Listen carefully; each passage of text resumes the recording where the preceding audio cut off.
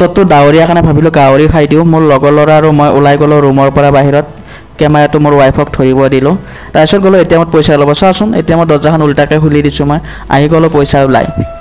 তাৰপিছতে মই লগৰ ল'ৰাটোৰ লগত কথা পাতি গাহৰি আনিবলৈ গৈ আছোঁ। তাৰপিছত গাহৰিটো লৈ আমি বইল কৰি দিলোঁ প্ৰথমতে।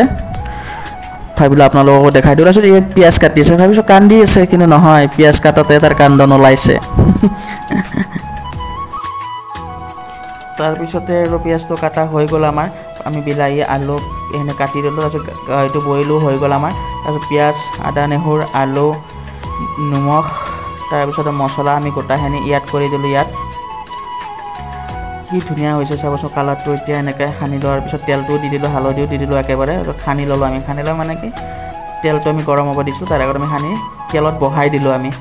বহাই অলপ টাইম, কেৰাহীটো সৰু আৰু নধৰেই তাত। তাৰপিছত কিবাকৈ ভাজি হৈ গ'ল ফাইনেলি খাব পৰা।